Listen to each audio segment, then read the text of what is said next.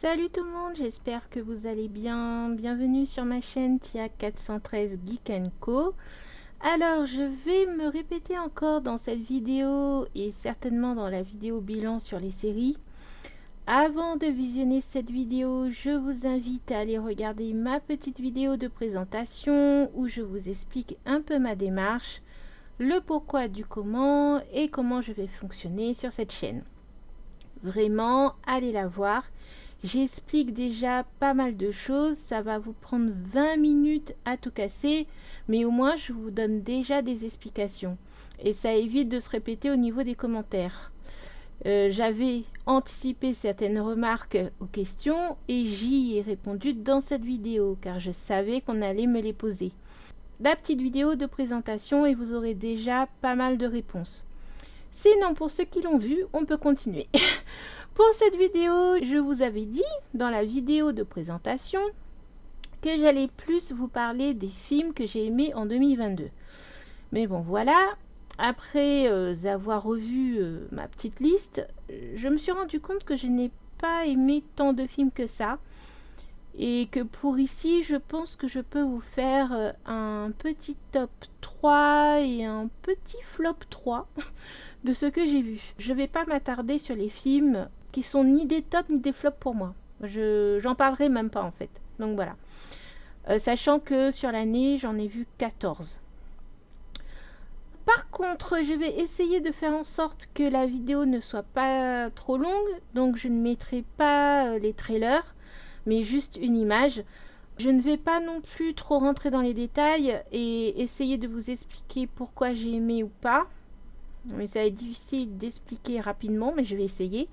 Sachez que je suis encore en tâtonnement pour ce format pour le moment, donc je vais voir ce que ça donne. Et encore une fois, si c'est trop long, n'hésitez pas à la regarder en plusieurs fois. Je vais essayer de vraiment aller au plus synthétique, mais me connaissant, je risque de blablater et dévier. Après, voilà, je suis là aussi pour discuter des films et donner mon avis et papoter, quoi. Allez, c'est parti pour le flop 3 de mon année 2022. Et encore une fois, petit rappel, c'est des films qui ne sont pas forcément sortis en 2022. C'est des films que moi j'ai vus en 2022 et vu mon retard, il y a certainement des films qui datent d'avant. J'ai oublié aussi de rajouter un petit point, ce seront des avis avec spoil. Si je veux aller rapidement à l'essentiel, je serai quand même obligée de vous dire ce que j'ai aimé ou pas dans le film et ce sera certainement des parties spoilantes. Donc voilà, si vous n'avez pas vu les films, je vous conseille du coup de revenir voir mon avis quand vous aurez vu les films, ou si vous en fichez de savoir ce qui se passe. Eh bien c'est parti pour le flop 3 des films que j'ai vus en 2022. Avant de commencer ce flop, sachez que même si j'ai passé un moment divertissant devant certains de ces films, si je les mets dans mon flop, c'est surtout par rapport à mes attentes au film ou qu'il y a des trucs qui m'ont pas plu dans le film en fait. Bon, même si je regrette de mettre ce film dans mon flop 3 au lieu de le mettre dans mon top 3, comme j'ai été très mitigée par lui, voire un peu déçue à la fin, en troisième position, je vais mettre Uncharted le film. J'attendais cette adaptation du jeu car il fait aussi partie de mes jeux préférés. Et d'ailleurs, le gameplay du premier jeu est dispo sur ma chaîne gaming si ça vous intéresse. En tout cas, j'ai trouvé le film divertissant, il se regarde plutôt bien. Mais plusieurs fois lors de mon visionnage, j'oubliais que j'étais en train de regarder le film Uncharted. J'ai trouvé ça hallucinant en fait. C'est quand on disait Nathan dans le dialogue que je me rappelais, ah oui, c'est vrai, je regarde Uncharted. C'est arrivé plein de fois durant le film. Je trouve ça problématique que j'en arrive à oublier que je regarde une adaptation de jeu. Que le film s'appelle Uncharted Indiana ou à la recherche du trésor perdu, ça n'aurait absolument rien changé. Et c'est ça qui m'a beaucoup perturbée en fait. Alors oui, il y a quelques scènes iconiques du jeu qui sont reconnaissables. D'ailleurs, il me semble qu'ils ont fait un mix de 3 jeux. Mais à part ça, Ce qui m'a le plus dérangé, je pense, c'est le casting. Alors, ils ont tous fait le taf, hein, pas de souci, mais j'aurais aimé voir un Nathan plus âgé, en fait. Et je n'arrivais pas du tout à voir Nathan Drake en Tom Holland. Et en fait, je voyais plus Peter Parker que Nathan Drake. Et alors que j'aurais pas dû avoir cette impression, quoi. Ça m'a sorti du truc. Après, pour Sully, pareil, j'arrivais pas à voir le personnage. Et en plus, comme je ne suis pas super fan de l'acteur Mark Wahlberg, de base, ça n'a pas aidé. Vraiment pas. Pour Antonio Banderas, malheureusement, j'ai trouvé son personnage vraiment pas utile dans l'histoire. Je vois pas qu'est-ce qu'il faisait là. Tati Gabrielle, elle est très badass, hein, y a pas de souci. Mais j'ai trouvé qu'elle était trop ressemblante. Alors ouais, c'est la même actrice, donc c'est normal qu'elle ressemble. Hein. Mais au niveau acting, je trouve qu'elle était trop ressemblante avec son personnage dans la série Sabrina. Je trouve que le casting, elle est pas du tout. Sauf Sophia Ali, dans le rôle de Chloé, elle, j'ai rien à dire, elle, ça allait. Et voilà, à part ça, je trouve que le casting m'a complètement sorti du film et j'avais vraiment du mal. Au niveau de l'histoire, pour vous résumer ça vite fait, Sully remarque les talents de voleur du jeune Nathan et décide de l'engager pour voler un artefact qui les mèneront à une espèce de chasse au trésor. Bon, déjà, je trouve que l'histoire est très simple. Il y a énormément de raccourcis dans le film. Je trouve qu'il n'y a pas vraiment de recherche non plus au niveau des quêtes. C'était vraiment simple, en fait, voilà. Sinon, au niveau de l'ambiance, oui, certaines scènes sont assez impressionnantes, mais je trouve vraiment dommage d'avoir fait un mix des jeux dès le premier film. Ils n'auraient pas dû faire ça. Et s'il y a un deuxième film, et si deuxième film il y a, j'irai le voir surtout par curiosité, mais pour moi, je trouve que cette adaptation, elle est loupée. Donc c'est pour ça que je l'ai mis en flop. C'est mon avis sur Uncharted. Après, en 2 de mon flop, j'ai mis Morbius. Alors, il faut savoir que je suis plutôt fan des films de super-héros, Marvel, DC, Sony, j'aime tout en général. Et bien que j'ai bien aimé l'origin story de Morbius, il y a 2 points qui m'ont gêné sur ce film en fait. Et c'est des gros points. Déjà, je vais vous parler de l'histoire. On va suivre le docteur, médecin, chimiste, je sais pas trop, biologiste, Michael Morbius, qui est atteint d'une maladie du sang. Et au fait, il est à la recherche d'un remède pour lui et son ami, Milo, qui est aussi son mécène, et qui est atteint lui aussi de la même maladie que Morbius.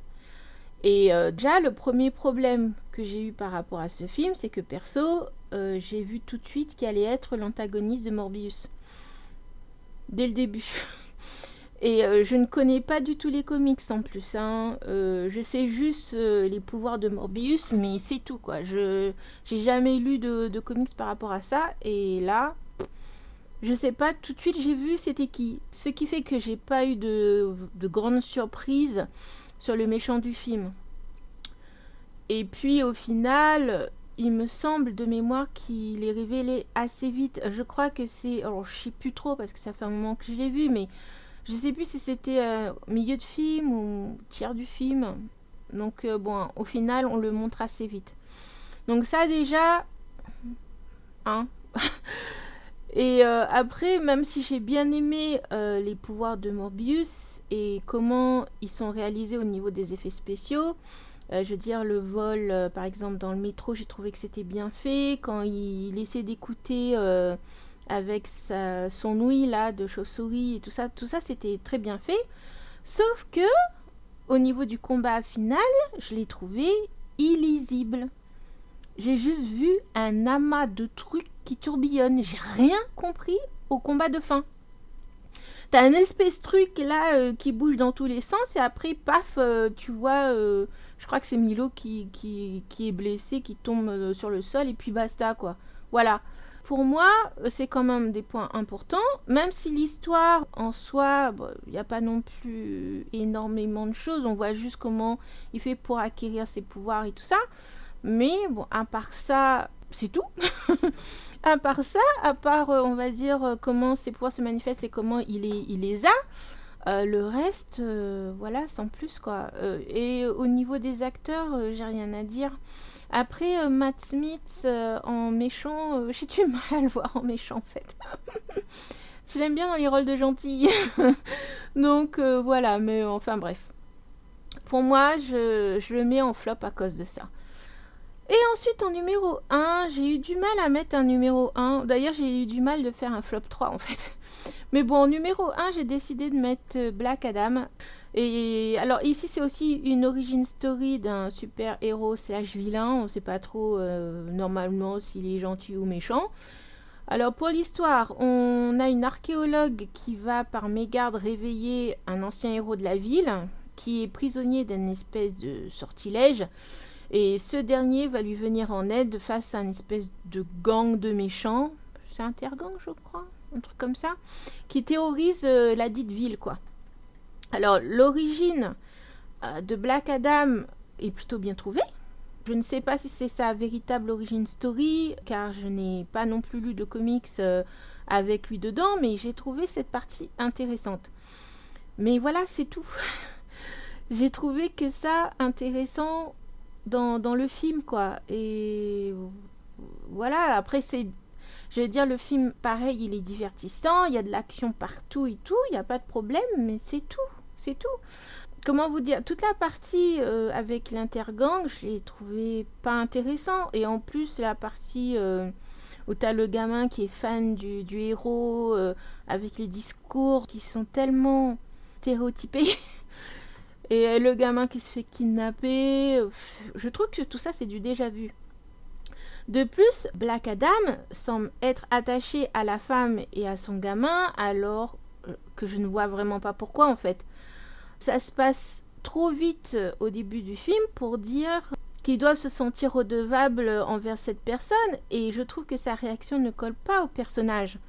Surtout quand on voit l'origine de ses pouvoirs, en fait. Après, je sais pas si Black Adam est un... Dans les comics, je sais pas si c'est un héros vilain qui est empathique envers les gens. Je sais pas du tout. Mais vu comment il gagne ses pouvoirs, vu comment on explique justement son origine, je trouve que c'est incohérent par rapport au fait qu'il vienne en aide à des gens qu'il connaît même pas, comme ça, je sais pas. Après, vu que c'est elle qui le réveille, alors est-ce qu'il y a un lien entre eux? Je crois pas, hein. Il me semble pas qu'il ait dit que la personne qui réveille ou qui sort du sortilège, il se sente, il doit faire exaucer ses vœux ou je sais pas quoi. Je crois pas qu'il y a ça d'ailleurs. Tiens, j'ai un doute maintenant. Mais bon, enfin bref. Voilà, donc je vous disais, je trouve tout ça pas du tout cohérent avec le personnage. Mais bon, c'est vrai que je me suis dit, donc voilà, soit il y a un lien entre la personne qui l'a libéré et lui, ou soit peut-être pendant son emprisonnement, il a eu le temps de réfléchir, ou je sais pas, et que peut-être il est devenu plus empathique ou plus sage. J'en sais rien en fait. C'est pas très clair. Enfin, je sais pas, pour moi c'était pas clair ce passage. Déjà il y a ça, après t'as toute la partie avec la Justice of Society. Franchement, à part le Dr Fate et Hawkman, les autres je les ai pas trouvés intéressants quoi. Et après il me semble que Dr Fate est censé être surpuissant, enfin de mémoire, c'est un personnage puissant. Et là, je trouve qu'il meurt un peu facilement, quoi. Je sais pas, j'étais un peu dubitative par rapport à ça. Et en plus de tout ça, tu vois la différence de puissance entre Black Adam et eux, quoi. Il n'y a pas photo. Il est trop fort. Et en plus, si c'est pas lui qui se rend lui-même, ils n'auraient pas été capables de l'arrêter. Donc... je sais pas, ils ont fait un personnage peut-être trop puissant et en face ils ont mis des personnes qui fait pas le poids. Ça fait un peu l'autre consolation. C'est triste à dire, mais c'est l'impression que j'ai eue. Et c'est vrai que quand tu vois la fin, quand tu vois le caméo d'Henry Cavill, tu te dis, bah oui, il n'y avait que Superman en fait qui aurait pu faire face à Black Adam. Il faut un Superman. Après, avec toutes leurs histoires de contrats, machin, etc., avec Henry Cavill, on ne sait pas s'il fait encore partie de l'univers d'ici et tout ça, je pense que déjà le fait qu'il ait fait un caméo, c'était fort. Mais pour moi, ils auraient dû, pour ce film, faire une confrontation entre Superman et Black Adam. C'est le seul personnage qui est aussi puissant que lui. Et après, pour l'histoire, je ne sais pas trop qu'est-ce qu'ils auraient pu faire au niveau de l'histoire. Mais voilà, pour moi, il n'y avait que ça. Et après, tu as aussi le soi-disant, entre guillemets, grand méchant de l'histoire qui s'appelle Sabbac. Ben, franchement, il est oubliable, quoi. Et d'ailleurs, j'ai failli oublier de le mentionner. Donc, voilà, sans intérêt. Donc, j'ai trouvé qu'il y avait beaucoup de choses qui n'allaient pas dans l'histoire. Et ça, c'est comme je vous dis, l'histoire, c'est important pour moi. Donc, voilà, je trouve qu'il y avait trop de choses qui n'allaient pas. Sinon, au niveau des effets spéciaux, j'ai trouvé qu'ils étaient plutôt bien faits. J'ai rien trouvé de choquant de mémoire. Donc, voilà. Le seul truc que je pourrais dire, c'est que la majorité de l'action se passe en ville. Après, tu as un peu dans une base sous-marine, dans l'avion de la Justice of Society, et puis dans le désert. C'est tout, quoi. En fait, t'as que 4 encore de mémoire, parce que ça fait un petit moment que j'ai vu, mais il me semble que t'as que 4 entre guillemets endroits, quoi. Et après, c'est vrai que je crois que c'était pendant le Covid aussi, donc voilà, il y avait aussi ce problème-là. Mais pour moi, il y a pas grand-chose à sauver ou à dire par rapport à ce film. Ça aurait été Black Adam contre Superman, je pense que ça aurait été beaucoup plus impactant que ce qu'ils ont fait là. Donc voilà, pour moi, je le mets en flop car j'ai pas aimé grand chose malheureusement sur ce film. Donc voilà, je vous ai présenté, alors j'en suis à peu près 15 minutes.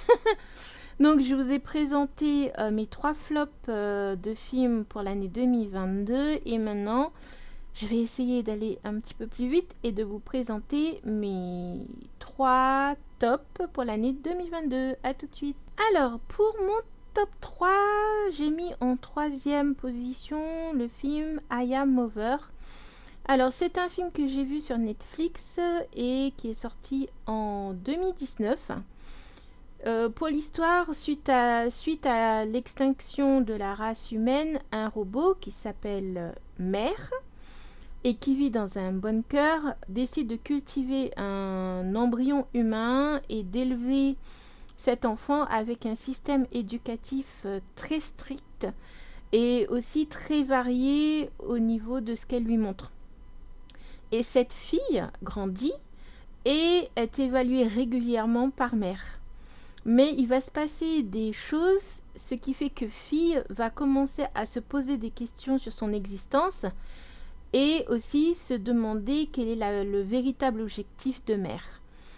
Alors, j'en dis pas plus parce que si vous l'avez pas vu, je vous le conseille vraiment. J'ai été très surprise par ce film et j'en avais pas du tout entendu parler en plus. Alors, ce film se passe dans un bunker.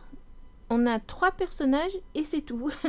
pas besoin de plus. Et en tout cas, je trouve que ce film m'a fait poser beaucoup de questions. Et d'ailleurs, je me rappelle qu'il y avait des questions qui étaient restées un peu en suspens par rapport à mon visionnage. En tout cas, j'ai beaucoup aimé les thématiques abordées dans ce film-là. Avec un petit cliffhanger des familles que j'ai pas vu venir, bien sûr. Et pour moi, c'était une très bonne surprise. C'est pour ça que je vous le conseille. Alors, je ne vais pas en dire plus parce que franchement, si vous pouvez le voir, voyez-le. Et voilà pour mon 3e du top. Ensuite, en 2e, je vais mettre le film Blonde. Alors, bien que le film ne soit pas du tout autobiographique, mais tiré d'un roman du même nom, Blonde va raconter sa version de la vie de Marilyn Monroe. Faut savoir que j'en ai vu des documentaires sur la vie de Marilyn, donc je connaissais quelques histoires que peut aborder ce film. Et il faut dire que même s'il y a des passages qui ont été modifiés, il y a d'autres trucs, franchement, je ne savais pas, que j'ai pas du tout entendu parler. Et je sais même pas si c'est vrai en fait. Je pense qu'il y a beaucoup de choses qui ont été imaginées par l'auteur du livre. Mais bon, j'ai néanmoins trouvé le film intéressant, même si il est quand même un peu long. Je crois qu'il dure 2h30. Un truc comme ça, il est un peu long quand même. Alors, on va surtout nous présenter une Norma Jean plutôt victimisée, abusée, voire violentée par certains hommes de sa vie. D'ailleurs, il y a des scènes dans le film vraiment limites par rapport à sa sexualité. Donc voilà, soyez avertis quand vous voyez le film. C'était franchement pas utile de mettre ça selon moi, mais bon. Voilà. Et puis, ce qui est un peu dommage, c'est qu'on nous montre pas du tout la Norma Jean femme d'affaires. Parce que il faut pas oublier que Marilyn Monroe avait aussi une entreprise. Elle n'était pas juste qu'on nous montre dans ce film-là. Et là, c'est vraiment une vision rabaissante, je trouve. Ouais, je vais dire ça comme ça. Enfin, je trouve ça très bizarre. Après, on a toute la partie sur ses grossesses. Alors, encore une fois, j'ai trouvé ça très étrange. Je ne sais pas d'où ça vient d'ailleurs. Il y a des trucs, on dirait que c'est vrai, des trucs où c'est faux, ou des trucs qui viennent de sa tête. Est-ce que ça s'est vraiment passé ou est-ce que c'est imagé? Encore une fois, je ne sais pas. Ça, c'était une partie que je devais regarder parce que ça me foutait vraiment le doute. Parce que j'ai pas vu tout ça, moi, dans les documentaires que j'ai regardés. Donc, c'est vrai que je voulais me renseigner, puis après, j'ai oublié. Donc, bon. En tout cas, c'est très étrange, cette partie sur ses grossesses et tout. C'est un peu psychédélique, bizarre. Bon, enfin, bref. Mais bon, pour moi, on va dire que le plus de ce film, c'est la prestation de Ana de Armas en Marilyn. Je l'ai trouvée excellente. Elle joue super bien dans ce film-là. Je sais pas si elle a été récompensée ou pas, mais moi je trouve qu'elle mérite. Après, ils ont aussi fait des mélanges de mise en scène un peu bizarres, dans le sens où on a des parties tournées en couleur, après on a des parties tournées en noir et blanc. Donc j'ai pas trop compris pourquoi ça changeait comme ça de mise en scène. Alors je me suis dit peut-être que ça correspond un truc bien particulier. Par exemple, en noir et blanc, ça s'est vraiment passé en couleur pas ou inversement, je sais pas. Mais bon, comme c'est pas vraiment expliqué non plus dans le film, donc je sais pas pourquoi ils ont fait ça. Ou c'est peut-être juste pour donner un style au film. Après, comme j'ai dit, je ne connais pas les aspects techniques, donc c'est peut-être le style du réalisateur aussi. Donc voilà, ils ont peut-être voulu donner un truc photographique au film, je sais pas. En tout cas, moi, même si le film a beaucoup divisé à sa sortie, personnellement, je l'ai bien aimé, donc c'est pour ça que je le mets dans mon top. Et pour finir, en premier, oui, là je vais un petit peu plus vite. En premier, j'ai mis Doctor Strange in the Multiverse of Madness. Alors, c'est un film que j'ai dû voir au moins 2 ou 3 fois depuis qu'il est sorti, donc c'est pour ça que je le mets en top 1. Si je le vois plusieurs fois, c'est que je l'aime vraiment bien. D'ailleurs, pour moi, on aurait peut-être dû appeler ce film plutôt Doctor Strange et Wanda in the Multiverse of Madness. Parce que franchement, même si j'aime bien Benedict Cumberbatch dans ce film, franchement, Elizabeth Olsen, elle déchire, quoi. Ah là là, je trouve qu'elle joue super bien. Elle est excellente. Alors sinon, pour l'histoire... T'as Doctor Strange et Wong qui viennent en aide à une jeune fille qui s'appelle American Chavez, qui est poursuivie par un espèce de démon en forme d'œil. Et il s'avère que cette jeune fille a la capacité de voyager à travers les univers et qu'il y a une personne qui a sa poursuite et qui voudrait apparemment voler ses pouvoirs. Et prise au dépourvu, Doctor Strange décide de demander l'aide de Wanda pour combattre cet ennemi. Alors, j'avoue que je ne pensais pas qu'ils allaient mettre directement Wanda en antagoniste de Doctor Strange dès le début. Comme ça, comment dire, on va droit au but en fait. On tergiverse pas, on n'a pas 50 hypothèses sur qui peut être le méchant, c'est Wanda et voilà. Et d'ailleurs, depuis WandaVision, je ne fais plus du tout de théorie sur Marvel parce que ils ont tendance à faire le contraire de ce qu'on pense qu'ils vont faire. Donc autant ne plus faire de théorie et voir ce qui va se passer. Alors moi, pour ce film, je n'avais vu aucun trailer, pareil, aucun article. Je m'étais coupée de tout pour ne pas être spoilée de quoi que ce soit. Alors sinon... par rapport au film, je dirais que j'ai 2 ou 3 petits bémols quand même. Ce que j'ai déjà trouvé dommage, c'est qu'on ne développe pas vraiment le multivers dans ce film, même s'il fait partie du titre. On voit différents univers, mais on ne va pas vraiment expliquer le pourquoi du comment. Et je trouve dommage aussi qu'ils n'aient pas lié cela à la TVA. Après, c'est vrai que la TVA... va peut-être concerner la ligne temporelle d'une Terre et pas s'occuper de la ligne temporelle d'une autre Terre. C'est peut-être ça aussi, peut-être pour pas confusionner plus les gens, ils ont peut-être pas voulu parler de la TVA. Mais néanmoins, c'était un moyen de faire référence à la série Loki, je trouve. Et après, sauf s'il n'y a aucun rapport, je sais pas en fait, parce que la TVA aussi dans Loki, c'est un peu machin, enfin bref. Bon, je me suis posé plusieurs fois la question, par exemple, quand t'as Wanda qui prend possession du corps de son alter, ou quand t'as le corps du Defender Strange, par exemple, qui arrive dans notre terre, sur la terre de Doctor Strange, en fait, pourquoi la TVA n'intervient pas, puisque en fait, c'est des anomalies. Ils auraient dû, alors même s'ils ne peuvent pas intervenir sur d'autres terres, ces intrusions-là, ça aurait dû les prévenir. Est-ce que d'ailleurs, il y a d'autres TVA sur les autres univers? Parce qu'on n'en parle pas du tout. Peut-être qu'on en parlera dans la saison 2 de Loki, mais c'est vrai que là, on n'en parle pas du tout. Mais bon, on verra, peut-être dans les autres films, je sais pas. Ils mettent en place tellement de choses qu'à un certain moment, tu te demandes si... où est-ce qu'on est au niveau des connexions entre tous ces éléments là quoi. Enfin bref, en tout cas pour ça je me suis posé la question.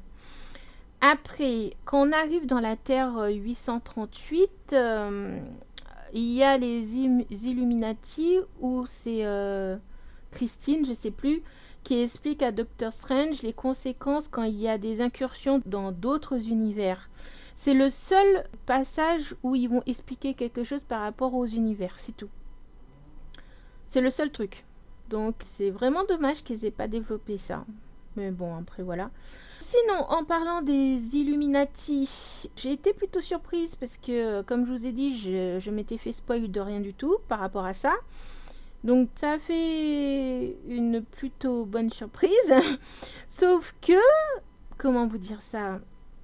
Sauf que je trouve que Wanda se débarrasse d'eux, mais avec une avec une facilité déconcertante. Alors, je les ai même trouvés à la limite ridicules, les Illuminati face à Wanda. Tu as quand même le Professeur X, tu as quand même Captain Marvel, qui sont les personnages, je pense, les plus puissants de Marvel, en fait. En tout cas, ils font partie des plus puissants. Et c'est expédié à une vitesse.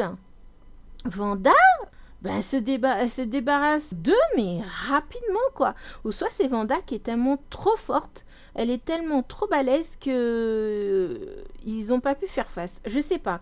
Soit c'est Wanda qui est trop forte, ou soit c'est eux qui sont qui sont pas à la hauteur des variants qu'on connaît dans notre Terre. C'est peut-être ça aussi, peut-être que les variants, selon certains univers, sont peut-être plus ou moins forts selon l'univers dans la Terre dans laquelle ils sont.